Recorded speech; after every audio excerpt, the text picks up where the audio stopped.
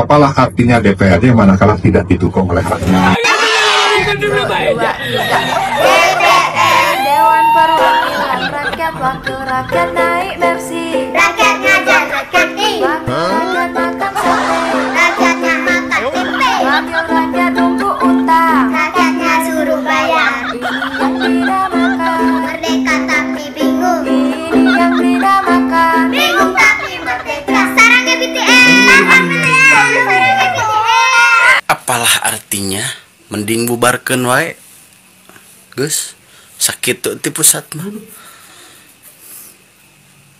Wah, kalau ini orang terus aja jadi anggota DPRD, gak bakalan bener ini. Kacau selamanya. Dia itu sebenarnya itu membela rakyat atau membela siapa sih? Rakyat yang mana yang dia bela itu? Dia itu kan perwakilan rakyat kerjanya. Tapi kenapa bertolak belakang sama rakyat? Heran nih sama satu orang ini. Katanya anak-anak katanya dipaksa begini begitu. Ada paksaan apa? Justru mereka itu bangga, mereka alhamdulillah ya. Dilihat sekarang orang tuanya bangga, mereka bahagia yang tidak punya orang tua langsung diangkat jadi anak asuhnya bapak aing. Terus lo kerjanya apa Ono? Kerjanya apa? Bisa yang kritik aja. Ya Allah, padahal itu sebenarnya kerjaan lo.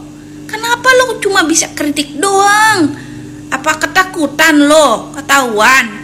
Itu akal bulus lo yang itu, yang kelakuan busuk lo tuh. Takut ketahuan ya? Cari aja kesalahan bapak aing itu, cari terus. Kenapa sih? Dasar ini orang satu nih bikin jengkel, bikin gemar. Assalamualaikum. Izin stit ya Kang Ono. Ya. Sebelum Kang Ono mengkritik KDM, ya, harus ngeji diri dulu. Tugas, fungsi dan tanggung jawabnya sudah dilaksanakan nggak Kang Ono sebagai DPR berapa periode? Itu satu. Ya. Apa yang dibicarakan lihat dulu. Jalan, ya, jalan yang dikritik oleh Kang Ono atau spanduk itu, tugasnya jalan itu buat siapa? Itu kabupaten, ya, bukan provinsi, jalan provinsi ya. Maka dari itu, jangan, ya, asal bunyi asal kritik, ya, jangan numpang keren, numpang tenar ke KDM, ya. Kang Ono tidak dikenal oleh masyarakat banyak. Walaupun berapa periode jadi DPR, ya, tenarnya Kang Ono itu mengkritik yang tidak mendasar ke KDM. Baru masyarakat sedikitnya banyak tahu Kang Ono. Sebelumnya nggak tahu Kang Ono, karena nggak ada kerjanya. Ya, DPR nggak ada kerjanya, maaf.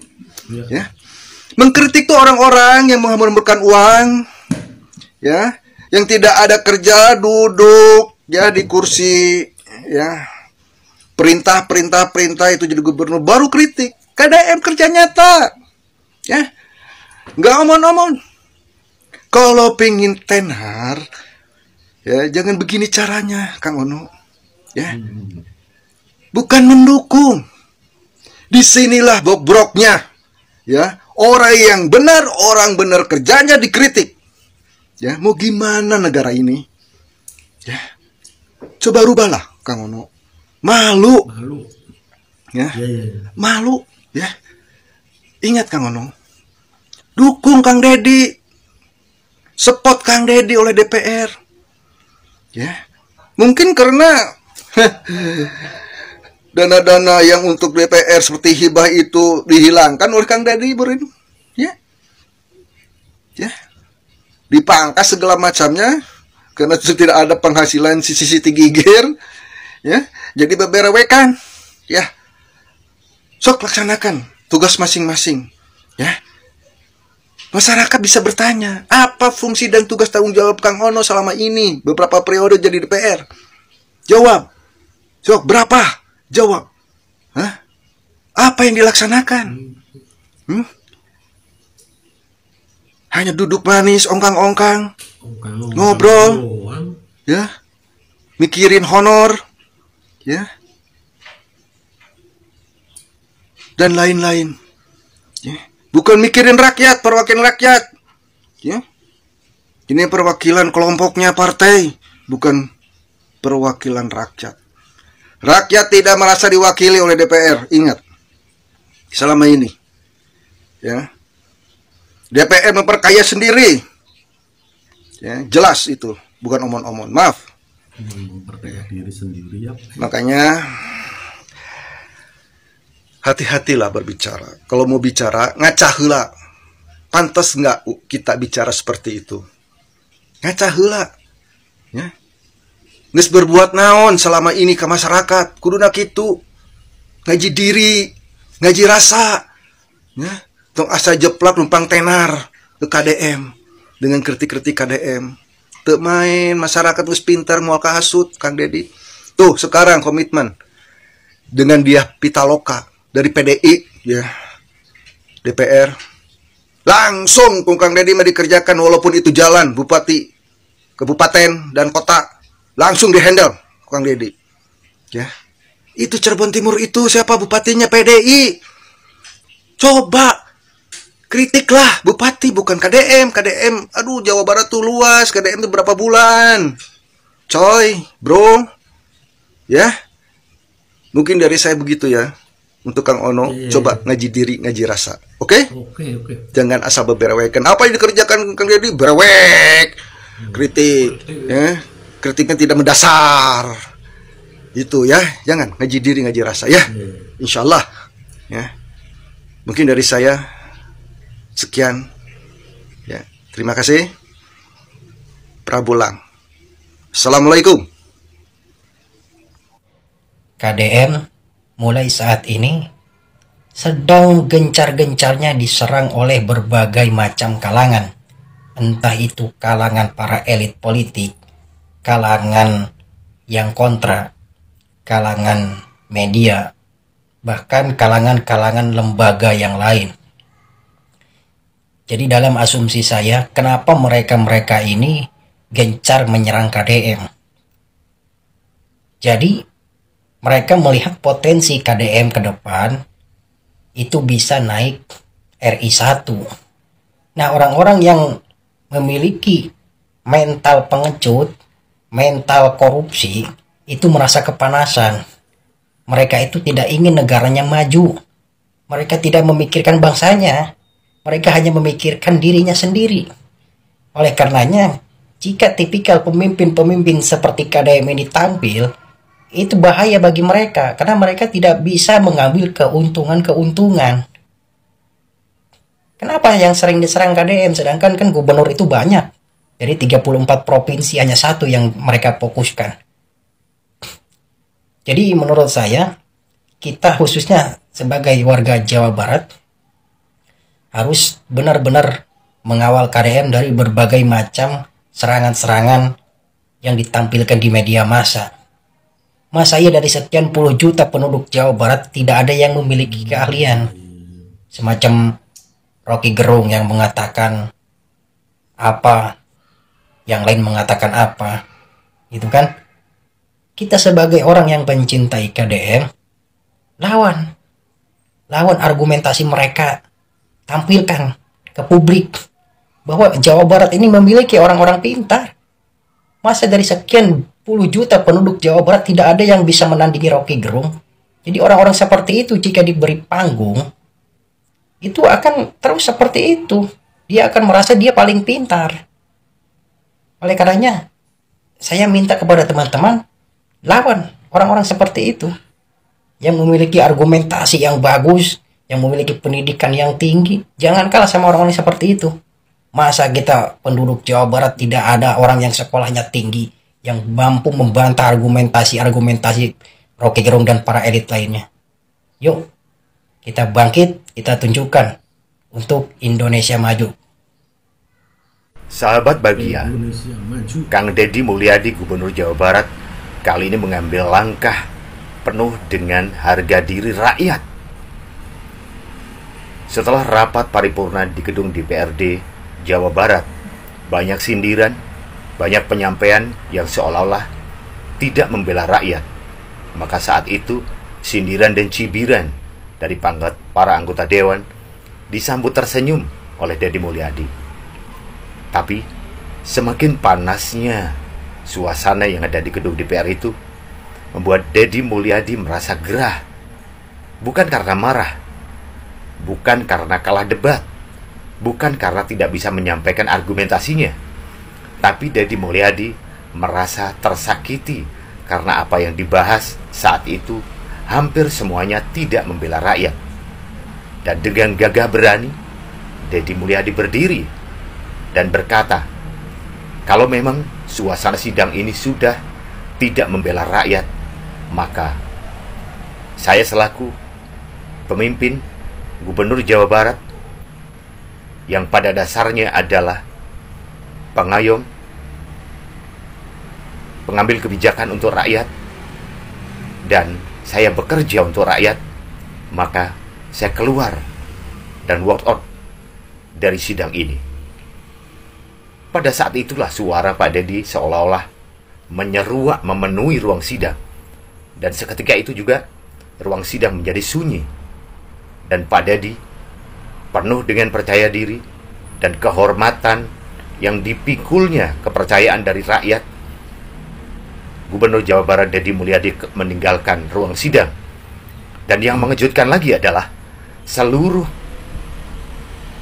pendukung-pendukung dari fraksi atau dari partai mana saja mengikuti langkah Deddy Mulyadi untuk walk out.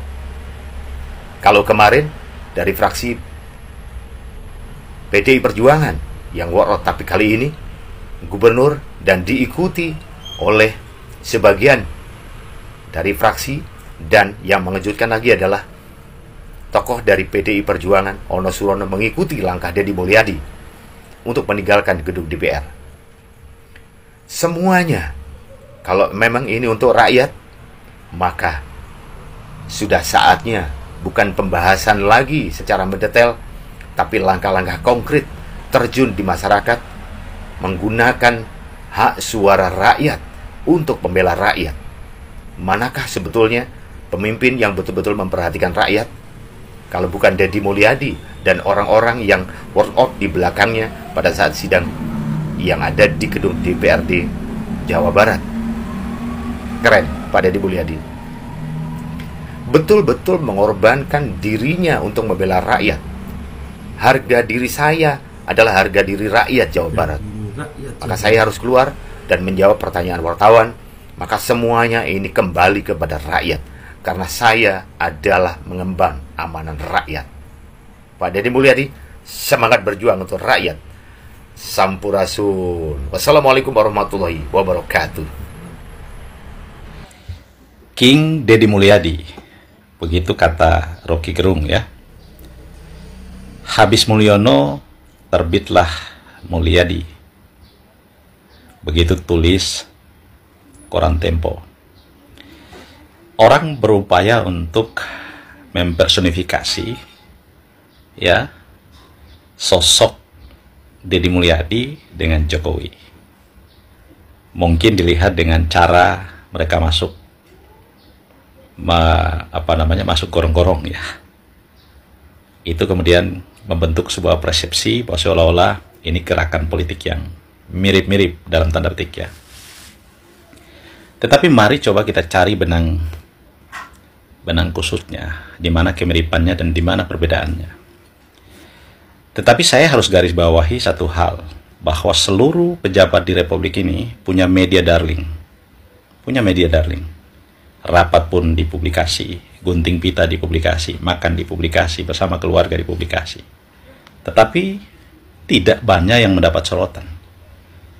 Karena yang pejabat-pejabat publikasi itu, atau dia publikasi itu tidak banyak mengundang atau mengandung unsur manfaat buat orang lain.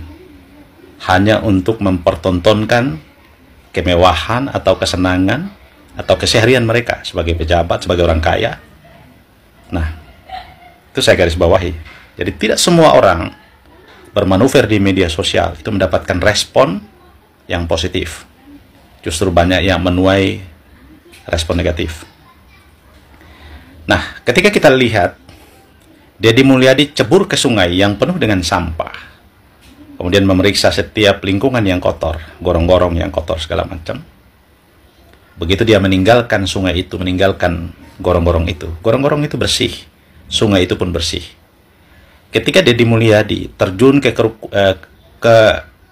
pemukiman kumuh yang dibangun di atas hamparan sungai, kali, ya, begitu dia tinggalkan, bangunan itu dibongkar lalu kemudian dibangun, ya, menjadi kali, menjadi sungai kembali, difungsikan kembali. Ketika Pak Jokowi meninjau gorong-gorong, kemudian membangun persepsi bahwa ini untuk mencegah banjir, Jakarta terus banjir.